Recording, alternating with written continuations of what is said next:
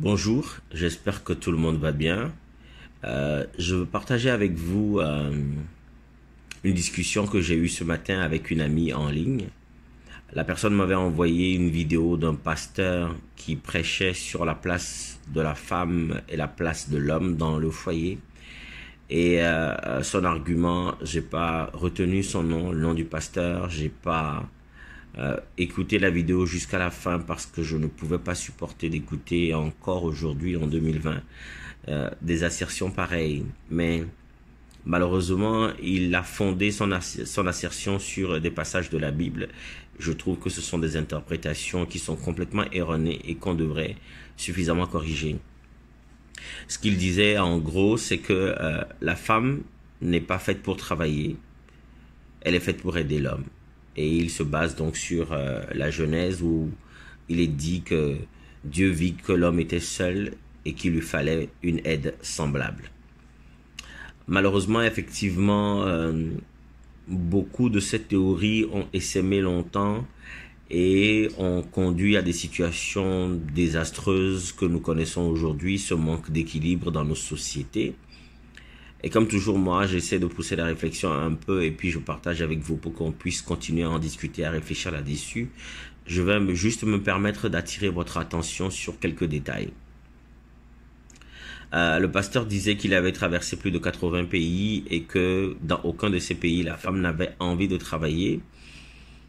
Et qu'en gros, la femme n'a pas à travailler parce qu'elle a été créée pour être une aide semblable à l'homme. Je pose la question comme ça. Quel est le premier travail que l'homme créé a effectué quand il a été créé selon la Genèse? C'est d'appeler tous les animaux et de leur donner un nom. Sauf que, avant qu'ils ne soient séparés, l'homme et la femme étaient dans un seul corps. Dieu les créa à son image, à sa ressemblance. Dieu les créa à leur image, à leur ressemblance, parce que Dieu est pluriel. Dieu est à la fois homme et femme dans un même concept. Et donc l'homme aussi a été créé de la même sorte, homme et femme.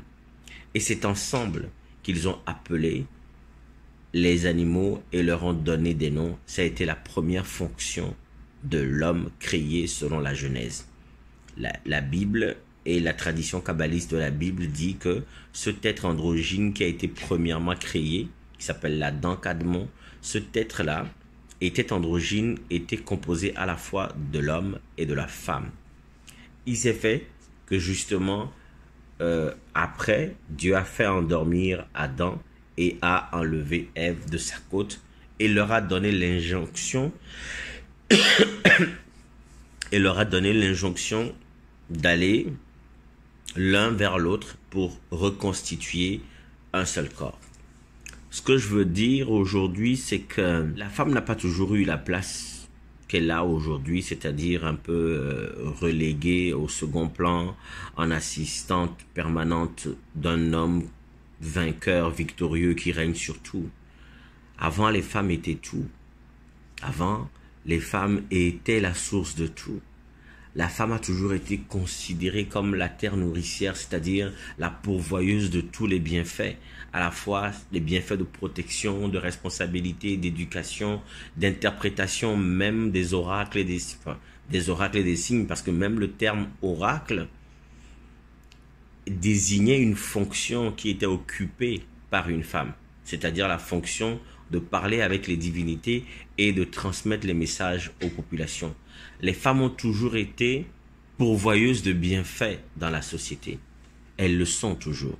Sauf que il arrive un empire romain de fait de militaires, de soldats, et les sociétés ont commencé à se battre et la force physique de l'homme a été progressivement plus considérée dans la société que, disons, la force intellectuelle, spirituelle et familiale de la femme. Et malheureusement, ça s'est empiré lorsque les hommes ont voulu conserver le pouvoir et qu'ils ont relégué la femme au second plan. dans l'église chrétienne, Saint Paul sera cet artisan-là à venir dire que la femme n'a pas à occuper des places de responsabilité dans la gestion des communautés chrétiennes, mais qu'elle doit se mettre en arrière, se couvrir les cheveux, rester en retrait de la chose chrétienne publique. Et donc va installer l'homme dans toute la place de direction et de coordination de la chose chrétienne. C'est pour ça que les femmes ne sont pas des prêtres. C'est pour cela que on a occulté le rôle essentiel de Marie-Madeleine, même si c'est écrit noir sur blanc dans le Nouveau Testament, qu'elle a été le seul disciple, la seule disciple de Jésus à le reconnaître automatiquement lorsqu'il est ressuscité. Beaucoup de textes apocryphes, controversés, écartés de la doxa chrétienne vont être assez riches en exemples de collaboration intime entre Marie-Madeleine et Jésus et vont établir le fait que Jésus avait donc besoin de cette femme-là et quelle était la direction était à la direction même de la communauté des gens qui suivaient Jésus. Mais ce pouvoir-là de la femme a été écarté. Aujourd'hui, nous avons des combats pour l'équité, pour l'égalité de la femme avec l'homme. Nous avons des combats féministes qui revendiquent que la femme soit considérée d'égal à égal avec l'homme pour l'équilibre de la société et ce n'est absolument pas une mauvaise chose. Mais que des pasteurs, des chefs religieux continuent de minimiser l'impact, de minimiser la contribution essentielle de la femme dans le foyer et de vouloir mettre l'homme non pas dans un rapport équitable entre mari et femme dans le foyer, mais voulant que l'homme soit une figure paternelle donc qui induit obéissance, soumission, etc. De sorte que la violence dans les foyers soit justifiée par ces choses, de sorte que la contrainte exercée sur les femmes dans les foyers soit justifiée. Je trouve cela aberrant et je trouverais plus équitable que même si ce pasteur le dit et que peut-être cela induit, je sais pas, une forme d'éducation dans les familles parce qu'effectivement la figure paternelle ne peut pas être forcément une mauvaise chose, mais cela devrait aller de pair avec une figure maternelle que la femme pourrait occuper dans le foyer. Mais en vérité, chers amis, dans un foyer, c'est qui est le vrai chef? C'est jamais l'homme. En réalité, c'est jamais l'homme. Quelle est la responsabilité essentielle de l'homme, même dans la construction de la famille? Mettre un spermatozoïde pour qu'il y ait un enfant. C'est la femme qui s'occupe de la fécondation. C'est elle qui forme, c'est dans son corps que se forme l'embryon, que pendant 9 mois l'enfant va se développer. Et c'est elle qui va accoucher de l'enfant, c'est elle qui va commencer à nourrir l'enfant, s'en occuper, essayer de comprendre l'enfant qui n'a pas d'autre. C'est la femme seule qui rassure l'enfant. C'est la femme seule qui s'occupe de tout. Et pendant ce temps, qu'est-ce que la femme apporte dans le foyer? Même aujourd'hui, c'est elle qui s'occupe de l'alimentation, de l'éducation des enfants et de l'affection de ci, de ça. Elle s'occupe de tout. La femme s'occupe de tout dans le foyer. Et avec ça, en plus, la femme, c'est le foyer. C'est la femme qui constitue la maison dans laquelle l'homme a plaisir à rentrer et y trouve son plaisir. C'est la femme qui est la force du foyer. Quelle est cette idée de figure paternelle que l'homme devrait occuper? Celui de donner un chèque à la fin de chaque mois. De quoi est-ce qu'il s'occupe? De s'occuper à faire les petites activités ou les petites réparations dans la maison, d'être celui qui vient, qui incarne l'autorité, et qui quand il crie ou quand il fait ci, fait ça, tout le monde, tous les enfants l'écoutent. Mais en vérité, même lui est sous la responsabilité de sa femme. Un homme qui est dans un foyer dont la femme ne s'occupe pas, ça se voit.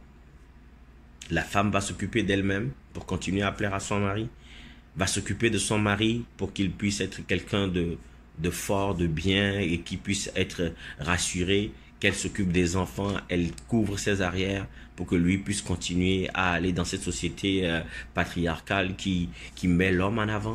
Et vous avez des pasteurs qui viennent dire que la femme n'aime pas travailler, qu'elle ne constitue qu'une aide pour l'homme et qui demande à ce que l'homme constitue une figure paternelle dans le foyer. À un moment donné, je pense qu'il faudrait rétablir les choses. Parce qu'en vérité, c'est la femme qui est tout. C'est la femme qui est absolument tout. Les responsabilités qui viennent avec la femme, avec lesquelles la femme vient au monde, ces responsabilités-là sont énormes. Ces responsabilités-là sont totalement énormes. Et donc, aujourd'hui, avec tous ces discours de soumission, avec tous ces discours de pouvoir masculin, où on est même allé jusqu'à déféminiser la divinité, pour en faire un dieu fort sur un cheval qui fait je sais pas quoi, avec toutes les idées imaginaires qu'on peut avoir pour la considération de la divinité. On a occulté la femme de la divinité pour que l'homme puisse régner sur terre. Et aujourd'hui, on continue encore de dire que l'homme doit être un père dans la maison. En vérité, l'homme ne fait rien dans la maison. En tout cas, quand on compare à ce que la femme apporte, quand on compare avec ce que la femme représente, on ne peut pas continuer à enseigner ces choses. On ne peut pas continuer à se baser sur la Bible à qui on a donné le statut de livre saint, changer les interprétations pour continuer à propager cette information. On ne peut pas continuer à dire que la femme n'est rien d'autre qu'une aide à l'homme. La femme ne travaille pas. J'aimerais voir des hommes prendre soin des enfants. J'aimerais voir des hommes s'occuper des enfants, éduquer les enfants, pour savoir si la femme fait un travail exceptionnel ou pas. Moi, j'ai eu des moments où je me suis occupé de ma fille. Je vous promets que c'est une lourde responsabilité. Et des fois, tu ne peux même pas comprendre. Seule la maman a cet instinct naturel-là pour prendre soin de l'enfant. Seule la maman a ce côté automatique pour savoir comment prendre soin de la famille et du foyer. C'est pour ça que certains foyers ne tiennent pas quand les femmes sont faillibles. C'est pour ça que certaines maisons sont difficiles à gérer quand les femmes ne jouent pas pleinement leur rôle. Mais encore, la femme même vient avec tous les outils pour gérer ce rôle. Donc, je suis absolument outré que des responsables religieux continuent de dire ce genre de bêtises qui vont induire les hommes en erreur, qui vont se considérer comme des figures paternelles. C'est quoi une figure paternelle? De sortir, d'aller travailler, de ramener un chèque, c'est tout. C'est ça, la figure essentielle dans un foyer. C'est ça, c'est ce rôle-là que l'homme joue et donc c'est si important que ça. Je ne veux en aucun cas minimiser la contribution de l'homme, mais ce que je veux dire, c'est qu'il ne faut pas non plus minimiser celle de la femme. Parce qu'en réalité, à regarder de près, la femme fait toujours plus que l'homme. Donc, arrêtez de dire des bêtises pareilles. Bonne journée.